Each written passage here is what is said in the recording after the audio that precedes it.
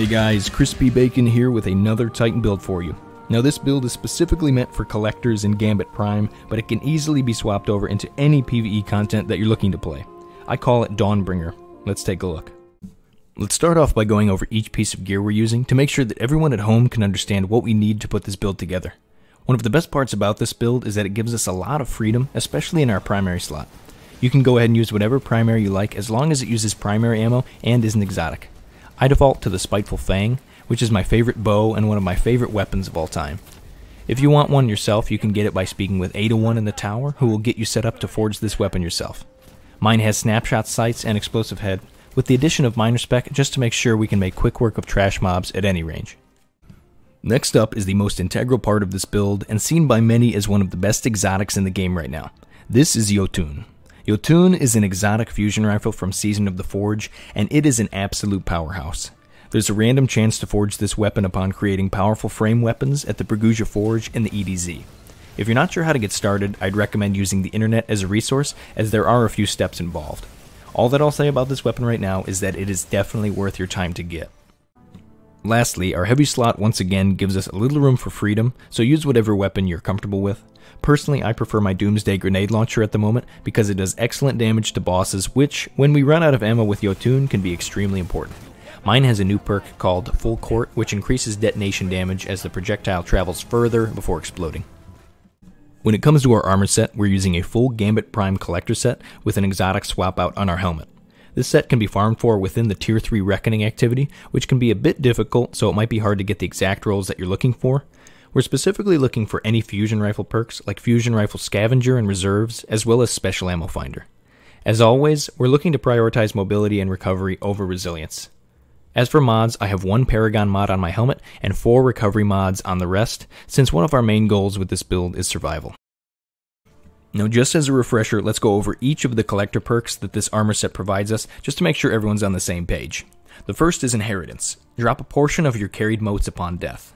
Next is Umbral Armor. Rapidly picking up 5 motes grants an overshield. Cash Back. Gain kinetic and energy ammo whenever you bank. And High Yield Savings. Carry up to 20 motes. This enables you to send giant blockers to the enemy team. Now we'll talk a bit more about each of these perks as we go deeper into the synergies that this build has. For my exotic armor piece, I'm using Khepri's Horn. I know this choice may seem a bit off-putting to some, but I urge you to bear with me on this one. Khepri's Horn can be obtained from any exotic drop source in the game, and its special perk is called Solar Rampart. Solar damage kills recharge your barricade, which unleashes a blast of solar energy when summoned. This has been one of the weaker choices for exotics so far in Destiny 2, but I believe that this build will finally show off its hidden potential. As for our subclass, we're going to be using Bottom Tree Sunbreaker, known as Code of the Siegebreaker. Rally Barricade is important here, but grenade and jump choices are up to you. Personally, I think that Thermite Grenade is the best choice overall, but you can make do with whatever you're comfortable with. As for the perks, I'll give a quick summary.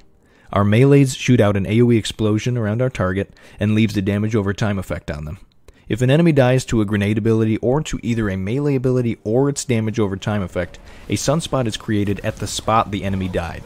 Standing in or walking through a sunspot gives us a perk known as Sun Warrior, which causes our abilities to recharge faster, our super to last longer, and gives us a 5% damage buff to any and all of our abilities and weapons for a short time.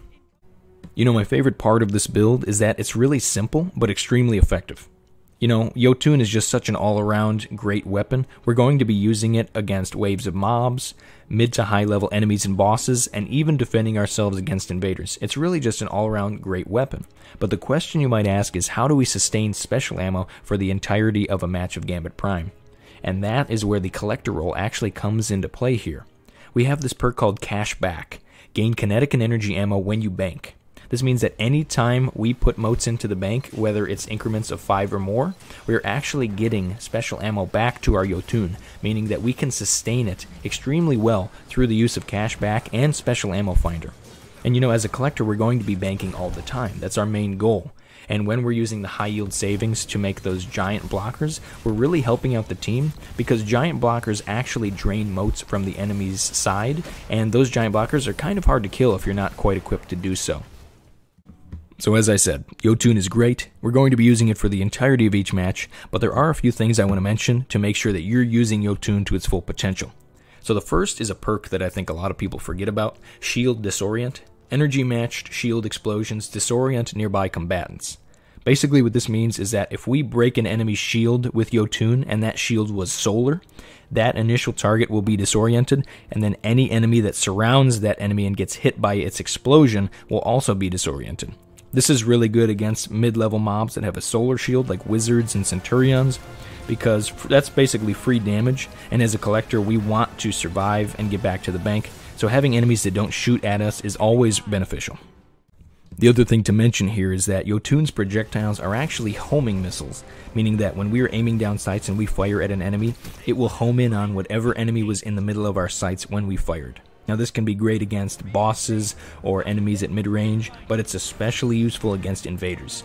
You know, invaders tend to engage with sniper rifles or machine guns in mid to long range, and Jotunn can actually track onto enemies from long range, meaning that if you see an invader on the other side of the map, you can actually just aim down sights, fire at that invader, and more often than not, that missile is going to hit the invader, and it can actually kill them in 1 or 2 shots depending on their level of overshield. And so it's just a great back pocket defense weapon that's really good against defending your teammates from invaders. So if I had to assign one weakness to Jotunn, I would say that its reload speed is relatively slow. It has a bit of a long reload sequence. So how do we fix that one remaining problem that exists with this gun? Well, you might even say get rid of reloading entirely. And that's exactly where our exotic helmet, Khepri's Horn, comes into play. Now if you remember, solar kills regenerate our barricade. And in this case we're using Rally Barricade, meaning that every time we kill an enemy with Jotunn, we are refreshing our barricade, and when we pop our Rally Barricade, it is instantly reloading Jotunn and continuing to do so while we stand behind it. So we can actually shoot Jotunn all day long without even needing to reload. So barricades are going to be our friend with this build. We're going to be using them all the time, and that is thanks to the perk on Khepri's Horn, as well as a perk I glossed over earlier called Perpetuation.